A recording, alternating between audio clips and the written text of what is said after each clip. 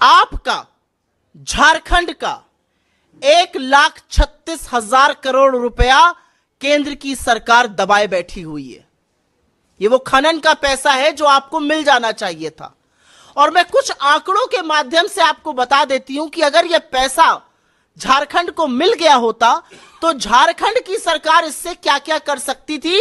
यह पैसा तो हम लेकर रहेंगे और ये सारी चीजें हम करके रहेंगे, लेकिन 1,36,000 करोड़ अगर हमारा बकाया ना होता केंद्र सरकार के पास और केंद्र सरकार को यह पैसा हमें मिल गया होता केंद्र सरकार से, और आज मोदी जी आए हैं तो हमारा तो एक ही नारा है, मोदी जी आए हैं तो देकर भी जाइए, हमारा बकाया ही देते जाइए, कुछ और ना दीजिए।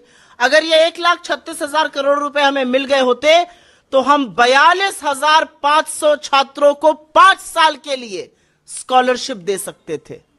5 साल के लिए 42,500 छात्रों को। अगर ये 1,36,000 करोड़ रुपए हमें मिल गए होते तो हम करीब करीब 3 लाख छात्रों को एकलव्य प्रशिक्षण योजना 70 साल के लिए दे सकते थे। अगर ये 1,36,000 करोड़ हमें मिल गए होते तो जल जीवन मिशन के तहत पेयजल की समस्या जड़ से समाप्त हो गई होती। अगर ये 1,36,000 करोड़ रुपए पर कुंडली मारकर केंद्र सरकार हमारे पैसे पर ना बैठी होती तो 42,500 छात्रों को जो फॉरेन भेजकर, जो विदेश भेजकर पढ़ाने की छात्रवृत्ति है वो मिल गई होती। अगर ये पैसा 1,36,000 करोड़ जो हमारा पैसा हमें मिल गया होता झारखंड में तो 68 लाख किसानों का 2 लाख रुपए का ऋण माफ हो गया होता। 68 लाख किसानों का 2 लाख तक का ऋण माफ हो गया होता अगर केंद्र सरकार ने हमें यह पैसा दे दिया होता। अगर यह पैसा हमें दे दिया होता तो 68 लाख अबुआ आवास बन जाते, लेकिन यह पैसा हमें नहीं दिया गया और उसके बावजूद भी हमने जनहित और जन कल्याणी योजनाओं में कोई कमी नहीं आने दी। आपके साथ ये आंकड़े इसलिए साझा किए क्योंकि चुनाव का मौसम है और जुमले की बारिश करने वाले मैदान में उतर चुके हैं और बड़ी बड़ी बातें कर रहे हैं। तो उनसे ये सवाल पूछना है कि प्रभु सब कुछ तो ठीक है, 1,36,000 करोड़ हमारे कब दीजिएगा? दे दीजिएगा तो हमारे बच्चों का, हमारे युवाओं का, हमारे वृद्धों का, हमारे गरीबों का भला हो जाएगा। मैं यहां आने से पहले बीजेपी का घोषणा पत्र पढ़ रही थी।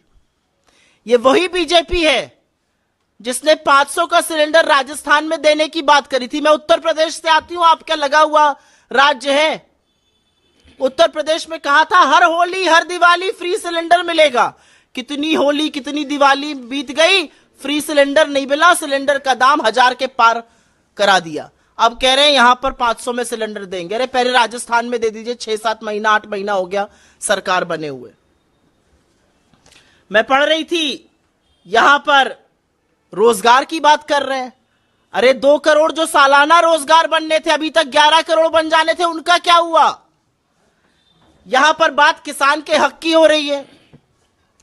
एमएसपी की कानूनी गारंटी पर 750 किसानों की शहादत पर चुप रहने वाले, कानून ना बनाने वाले यहां पर किसानों की बात कर रहे हैं। किस मुंह से आके झारखंड में आप बात करते हैं? आपके मैनिफेस्टो में सरना धर्म कोड भी नहीं है और असलियत यह है कि सरना धर्म कोड यहां की सरकार ने पास किया और 2 साल से आपके पास आपकी स्वीकृति के लिए दिल्ली में पड़ा हुआ है और आप उस पर कुछ नहीं कर रहे। आपने लगातार सीएनपीटी को लगातार कमजोर करने का काम किया है, जिससे आदिवासियों पर, वंचितों पर, शोषितों का आप शोषण कर सकते हैं। असलियत यह है कि आपकी सरकार ने आंगनबाड़ी में बच्चों का बजट आधा किया था। आपकी सरकार ने बुजुर्ग पेंशन को कम किया था। उल्टे हम अब सर्वजन पेंशन देने जा रहे हैं। पहली बार हिंदुस्तान के किसी राज्य में 50 वर्ष से ज्यादा के उम्र के व्यक्ति को यह पेंशन मिलेगी। अमूमन 60 साल से ज्यादा पर मिलती है। आपने 11 लाख राशन कार्ड खत्म किए थे, हमने वो बहाल किए और हमने नए लाभार्थी जोड़े। बातें बहुत है करने को, लेकिन यह सच है कि चाहे वो सरना धर्म कोड हो, आपसे सवाल पूछा जाएगा आपकी मंशा क्या है? आप क्यों आदिवासियों के संस्कृति पर, उन पर, उनके हक पर, उनकी जमीन पर, उनके जंगल पर, उनके जल पर कब्जा करके अपने पूंजीपति मित्रों को देने की फिराक में रहते हैं। सब लोग देख रहे हैं कि छत्तीसगढ़ में सरकार बनते ही कैसे वहां पर लाखों पेड़ काटकर आप अपने पूंजीपति मित्रों को देने का प्रयास कर रहे हैं। इनके लिए एक कुर्सी लगा दीजिए यहां पे। असलियत यह है कि ओबीसी का जो आरक्षण था वो 14% था, हमने बढ़ा के 27% किया, और केंद्र सरकार इस पर तैयार नहीं हो रही है। हमारी इन चीजों को स्वीकृति क्यों नहीं मिल रही है, यह सवाल हम जरूर पूछना चाहते हैं। और हम यह भी पूछना चाहते हैं